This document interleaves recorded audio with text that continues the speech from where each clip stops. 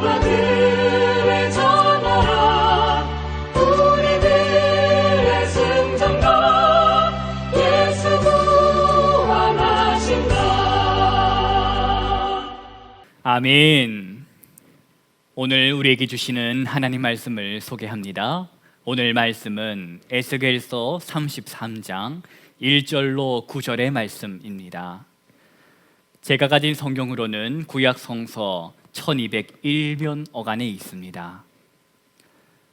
오늘 우리에게 주시는 하나님 말씀 에스겔서 33장 1절로 9절 말씀 함께 한 목소리로 봉독하겠습니다.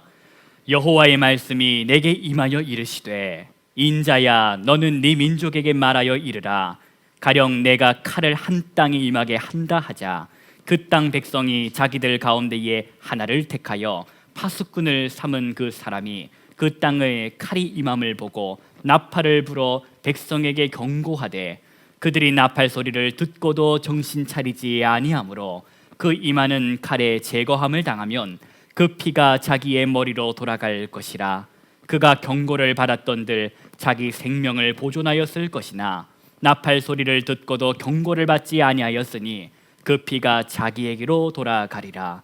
그러나 칼이 임함을 파수꾼이 보고도 나팔을 불지 아니하면 백성에게 경고하지 아니하므로 그 중에 한 사람이 그 임하는 칼에 제거당하면 그는 자기 죄악으로 말미암아 제거되려니와 그 죄는 내가 파수꾼의 손에서 찾으리라.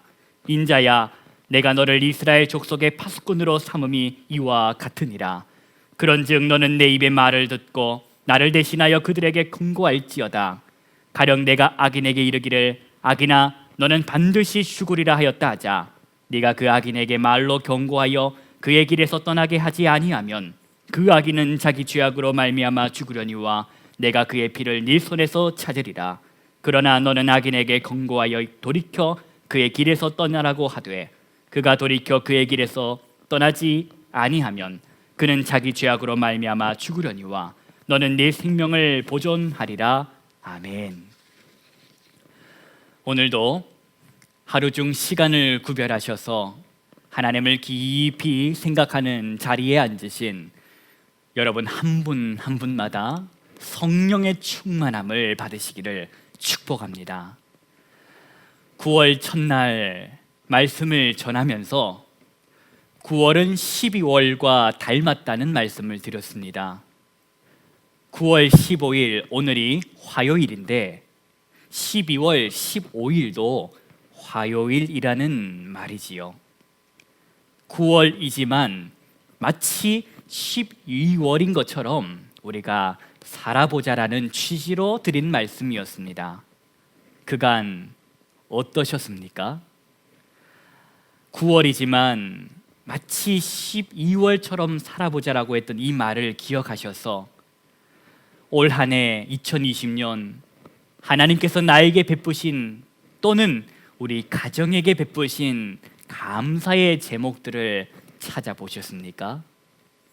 감사를 연습하고 감사를 훈련했다면 정작 진짜 12월이 되었을 그때는 몸도 바쁘고 마음도 바쁘겠지만 우리가 9월에 미리 연습하고 미리 훈련했으니 하나님께 감사의 인사를 잊지 않고 할 수 있을 줄로 믿습니다. 9월 15일입니다. 아직도 늦지 않았습니다.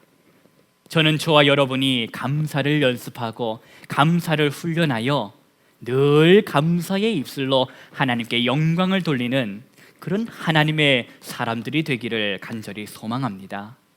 하나님 우리 아버지와 주 예수 그리스도로부터 은혜와 평강이 우리 가운데에 충만하시기를 간절히 기원합니다. 오늘 본문의 말씀을 봅시다. 오늘 말씀을 보니 하나님께서 파수꾼에 관한 예화를 들어서 에스겔에게 말씀하시는 모습을 볼 수 있습니다. 1절 말씀을 보시겠습니다. 우리 1절부터 2절까지, 그런데 1절부터 2절 앞부분까지만 봉독하겠습니다. 함께 봉독합니다.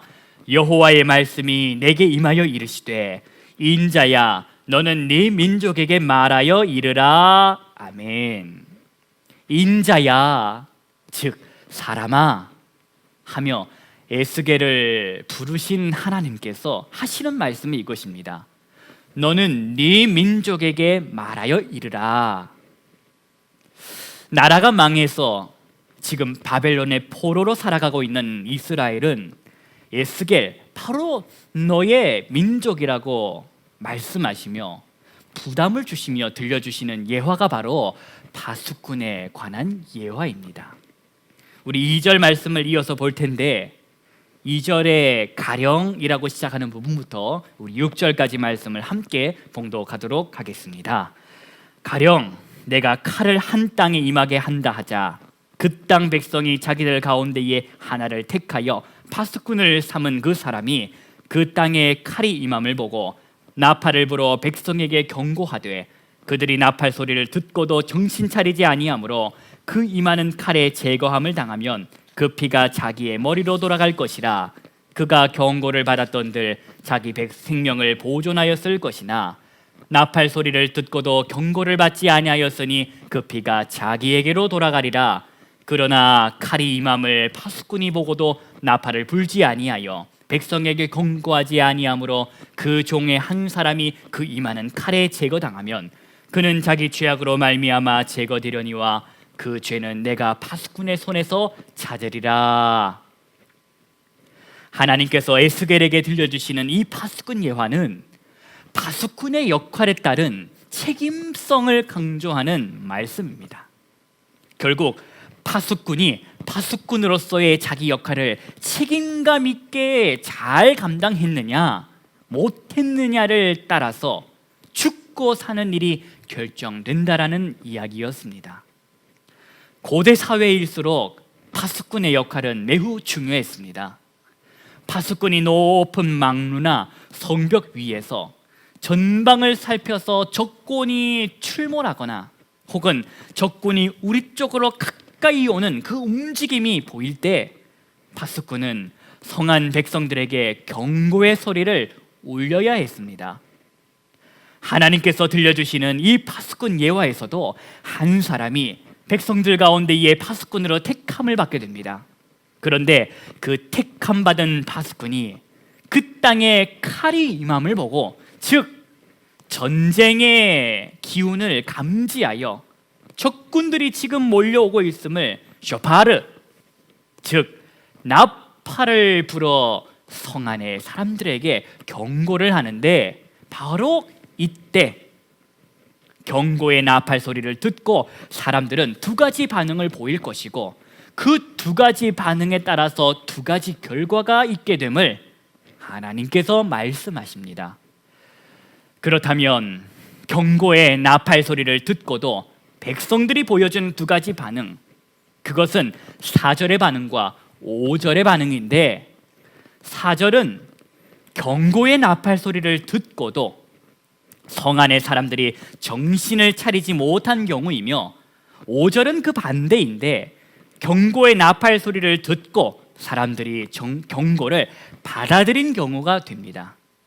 4절처럼 경고의 나팔 소리를 사람들이 듣고도 받아들이지 않으면 결국 적군들의 칼에 의해 죽게 될 것이며, 그렇게 경고를 무시했으니 죽게 된 것은 자기 탓이다 라는 말씀인데, 5절처럼 파수꾼의 경고의 나팔 소리를 듣고 그 경고를 받아들이면 받아들인 사람은 자기의 목숨을 건질 것이라고 말씀하십니다. 이번에는 파수꾼의 역할에 따른 책임에 관한 말씀을 주시는데, 적군이 가까이 오는 것을 파수꾼이 보고도 나팔을 불어 경고하는 일을 하지 않으면 사람들이 경고의 나팔 소리를 듣지 못해서 적군들의 칼에 의해 죽게 되면 죽은 사람은 자신의 죄 때문에 죽은 것이겠지만 그 사람이 죽은 책임은 파수꾼 너에게 묻겠다고 하나님께서 말씀하십니다. 지금까지 하나님께서 에스겔에게 들려주신 이 파수꾼 예화는 에스겔이 잘 듣고 다른 민족도 아닌 바벨론의 포로로 살아가던 나의 민족 이스라엘 백성들에게 전해야 할 하나님의 말씀이었습니다.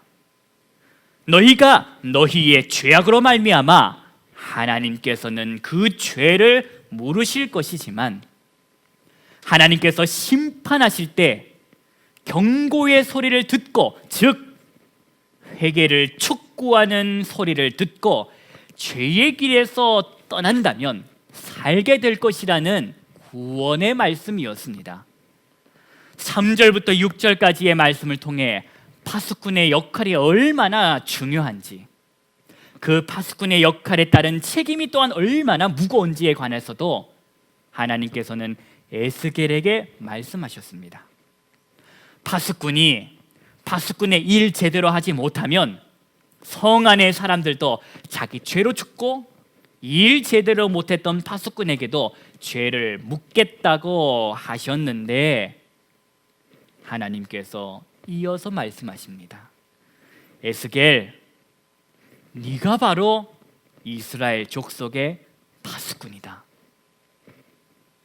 그러므로 너는 내가 하는 말을 듣고 나를 대신하여 그들에게 경고하여라. 여러분 같으면, 여러분이 에스겔이었다면 어떠했겠습니까?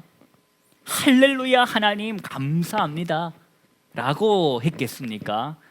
그렇지 않으면 오 하나님, 저는 간이 떨려서 못하겠습니다 라고 했겠습니까? 내가 파수꾼이 되어서 높은 곳에 올라가서 멋지게 나팔 부는 장면만 생각했다면 할렐루야, 하나님 감사합니다 라고 말했겠지만, 과연 7절, 8절, 9절에 관한 말씀을 알고도 그렇게 할 수 있을지요? 우리 한번 7절 말씀을 보겠습니다. 7절부터 9절까지 한 목소리로 봉독하겠습니다. 인자야, 내가 너를 이스라엘 족속의 파수꾼으로 삼음이 이와 같으니라. 그런즉 너는 내 입의 말을 듣고 나를 대신하여 그들에게 경고할지어다. 가령 내가 악인에게 이르기를 악인아 너는 반드시 죽으리라 하였다 하자. 네가 그 악인에게 말로 경고하여 그의 길에서 떠나게 하지 아니하면 그 악인은 자기 죄악으로 말미암아 죽으려니와 내가 그의 피를 네 손에서 찾으리라. 그러나 너는 악인에게 경고하여 돌이켜 그의 길에서 떠나라고 하되 그가 돌이켜 그의 길에서 떠나지 아니하면 그는 자기 죄악으로 말미암아 죽으려니와 너는 네 생명을 보존하리라. 아멘. 악인아, 너는 반드시 죽게 될 것이다. 그러니 악한 길에서 떠나라. 하나님께서 영적 파수꾼 된 에스겔에게 전달하라고 하신 말씀입니다. 에스겔이 이 경고의 말씀을, 이 경고의 소리를 악인에게 전달하지 않으면 그 결과는 참으로 비참한데, 경고의 소리를 듣지 못한 악인이 여전히 악한 길에서 악한 짓을 하다가 자기의 죄로 죽게 될 것이고, 하나님은 그 책임을 영적 파수꾼 된 에스겔에게 물으시겠다는 말씀입니다. 그러니 부담 가지고, 영적인 부담 가지고 에스겔아, 영적 파수꾼으로 경고의 소리를 전달하며 살아라고 명령하시는 겁니다.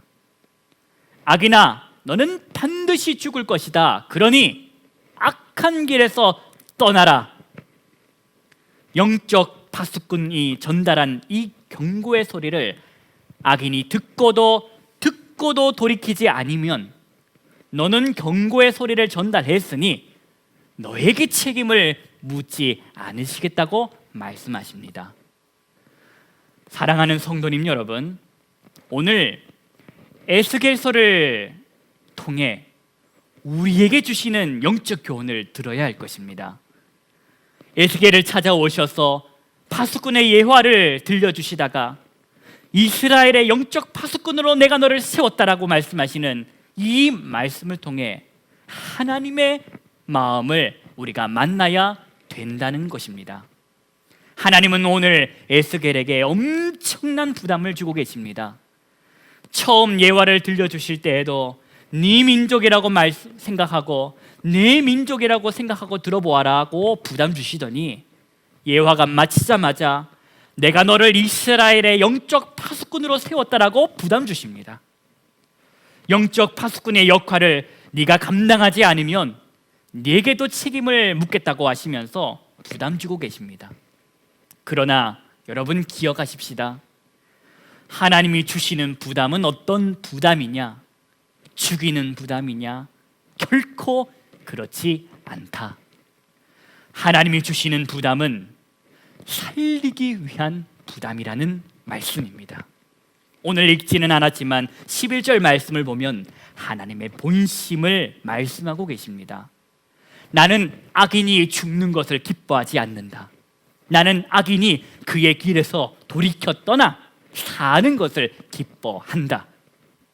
여러분, 살리고 싶어 하시는 하나님의 본심을 우리가 잊어서는 안 될 것입니다. 또한 하나님께서 살리고 싶으셔서, 하나님께서 가정을 살리고 싶으셔서, 하나님께서 교회를 살리고 싶으셔서, 하나님께서 나라를 살리고 싶으셔서, 공동체를 살리고 싶으셔서 사람을 택해 세우시고 그에게 주시는 부담은 결국 살리는 부담이라는 것을 기억해야 될 것입니다. 저는 저와 여러분이 하나님이 공동체를 살리기 위해 주시는 그 거룩한 부담감을 가지고 살아가기를 소망합니다.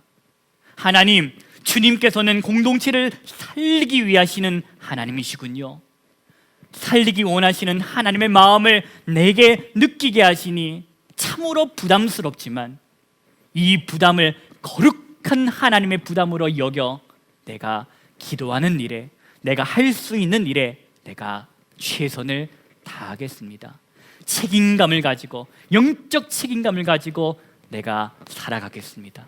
이 소망과 이 각오가 오늘 이 말씀을 통해 우리 가운데에 깃들기를 소망합니다. 기도하십니다. 거룩하신 하나님 아버지, 하나님은 공동체를 살리시기 위한 하나님이심을 우리가 말씀을 통하여 배웁니다. 하나님이 때로 주시는 부담은 살리기 위한 부담임을 말씀을 통해 배웠으니, 오 하나님 아버지, 우리가 속해 있는 공동체, 직장 공동체, 교회 공동체, 가정 공동체, 하나님, 그 공동체가 거룩하고 건강하게 살아날 수 있도록 주님, 우리를 사용하여 주옵소서. 저를 사용하여 주옵소서. 하나님께서 주시는 부담을 거룩한 부담으로 여기며 살아가기를 결단합니다. 오 주님, 힘을 더하여 주실 줄로 믿습니다. 우리 주 예수 그리스도의 이름으로 기도하옵나이다. 아멘.